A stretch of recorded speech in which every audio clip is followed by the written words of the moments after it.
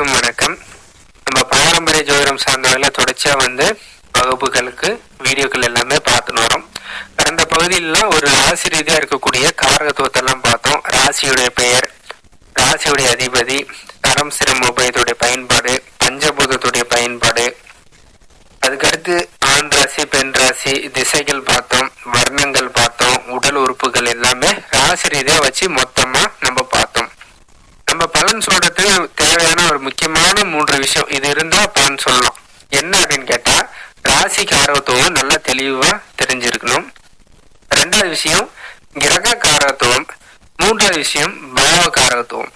நம்ம கடந்த பகுதியெல்லாம் ராசி காரகத்துவத்தை தெளிவா பார்த்திருக்கோம். அந்த அளவுக்கு நமக்கு தகவல் தெரிஞ்சாலே போதும், துல்லியமான வகையில பலன் சொல்லக்கூடிய அளவுக்கு அதுல உங்களுக்கு நாலேஜ் இருக்கு.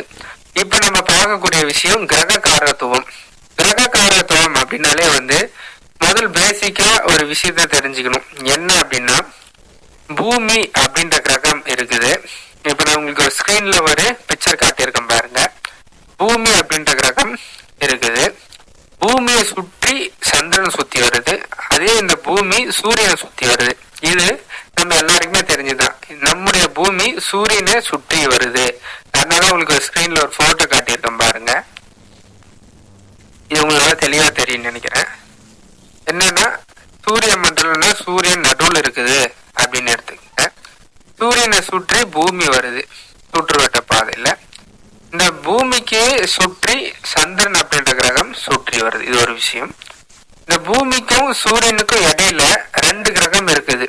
அது என்னன்னா புதன் மற்றும் சுக்கிரன். அது சுற்றுவட்ட பாதையில சுற்றி வராரு. பூமிக்கு அண்ணான கிரகங்கள் நிறைய இருக்குது. என்னன்னு கேட்டீங்கன்னா, செவ்வாய் இருக்கு, குரு இருக்கு, சனி இருக்கு, அதுக்கடுத்து யுரேனஸ், நெப்டியூன், புளூட்டோ, அந்த மாதிரி நிறைய கிரகங்கள் இருக்குது.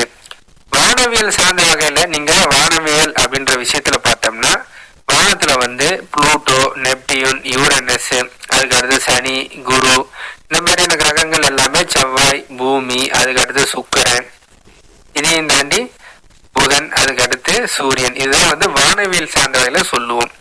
ஜோதிடம் சார்ந்த வகையில என்ன அப்படின்னா, நம்ம ராகு கேது அப்படின்ற ஒரு 2 கிரகத்தை எடுத்துக்கிறோம்.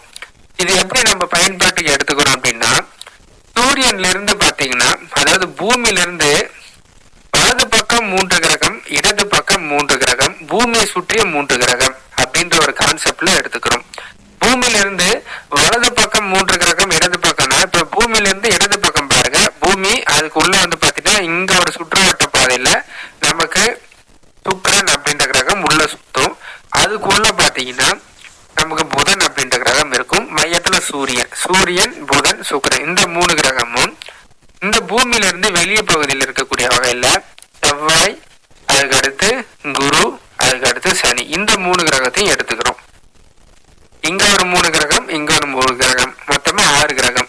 அதுக்கடுத்து மத்த இருக்கக்கூடிய 3 கிரகம் என்ன அப்படின்னு பார்த்தோம்னா, பூமியோட சுற்றுவட்ட பாதை 1 இருக்கும், சந்திரனுடைய சுற்றுவட்ட பாதை 1 இருக்கும். இந்த 2 சுற்றுவட்ட பாதையும் ஒரு இடத்துல வெட்டக்கூடியதா இருக்கும். அந்த வெட்டக்கூடிய இடம் அப்படின்றது வெற்றிடம் அப்படின்னு சொல்லுவோம். 2 பாயிண்ட் வெட்டக்கூடிய இடத்துல ஸ்பேஸ்ல எக்கச்சக்கமான கல்லு, அஸ்ட்ராய்டுன்னு சொல்லக்கூடிய எரிக்கற்கள் எல்லாமே இருக்கும். ஆனா இந்த 2 நோடும் வெட்டக்கூடிய இடம் பாத்தீங்கன்னா ரொம்ப சுத்தமா இருக்கும், ரொம்ப வெற்றிடமா இருக்கும்.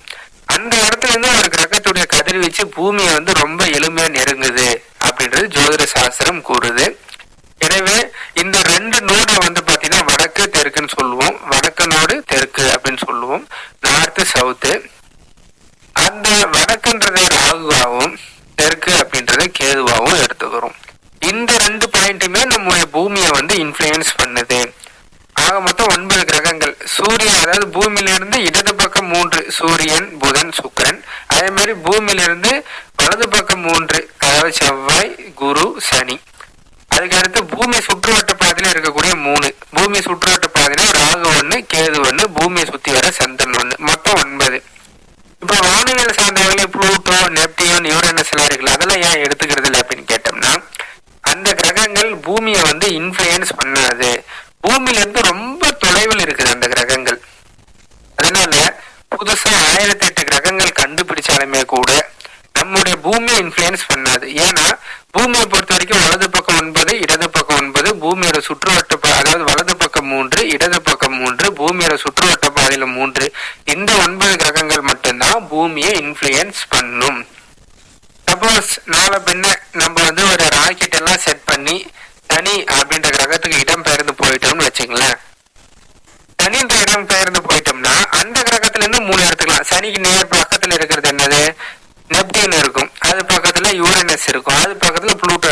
3 கிரகத்தையும் நம்ம கணக்குல எடுத்துக்கலாம். அதே மாதிரி சனிக்கு இடது பக்கம் இருக்குது என்ன, குரு இருக்குது, அதுக்கு அடுத்து செவ்வாய் இருக்குது, நம்ம பூமியுமே கூட சேர்த்திக்கலாம். சூரியன் எல்லாமே கணக்குல விட்டுடலாம். சூரியன் வேணாம், புதன் வேணாம், சுக்கிரன் எல்லாம் வேணாம். இந்த பக்கம் 3, அந்த பக்கம் 3, அதோட சுற்றுவட்ட பாதையில 3 அப்படின்ற வகையில கணக்கு எடுத்துக்கினாலே போதும். இப்படிதான் கிரகங்கள் உருவாகுது. நிறைய பேர் செய்தி பத்திரிகைகள் சொல்லுவாங்க, புதுசா ஒரு கிரகம் வந்துருச்சு, நீங்க ஜோதிடத்துல புதுசா அந்த கிரகத்தை சேர்த்திப்பீங்களா கட்டத்துல, எந்த ராசியா அந்த கட்டத்தை கொடுப்பீங்க, அதாவது அந்த கிரகத்தை கொடுப்பீங்க அப்படிலாம் நிறைய ரொம்ப அறிவாளித்தனமா பேசுற மாதிரி சொல்லுவாங்க. 1008 கிரகங்கள் புதுசா உருவானாலும் நமக்கு கவலை இல்லை. ஏன்னா நம்முடைய பூமியை இன்ஃபுளுயன்ஸ் பண்றது இந்த 9 கிரகங்கள் மட்டும்தான்.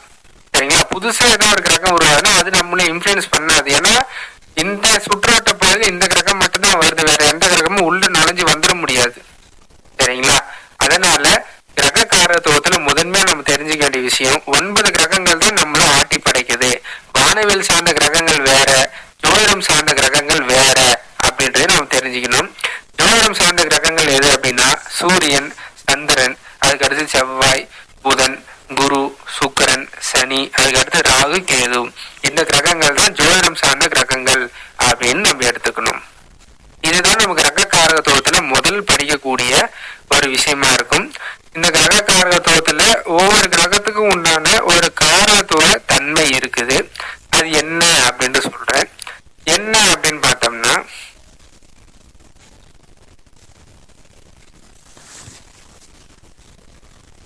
கிரக காரகத்துவத்துல முதல் விஷயம் காரத்துவமா நம்ம படிக்கக்கூடியதுல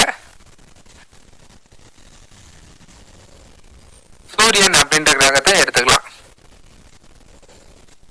சூரியன் அப்படின்ற கிரகத்துடைய காரத்துவம் எல்லாம் என்ன அப்படின்னு முதல்ல நம்ம பார்த்தோம்னா, ஃபர்ஸ்ட் விஷயம் சூரியன் அப்படின்றது நம்முடைய உறவு முறையில யாரு குறிக்கிறாங்க அப்படின்றதையும் பார்த்துப்போம். உறவு முறையோட ஃபர்ஸ்ட் சூரியனுடைய காரத்துவம். இந்த பகுதியில நம்ம சூரியனுடைய காரத்துவம், சந்திரனுடைய காரத்துவம் ரெண்டத்தையும்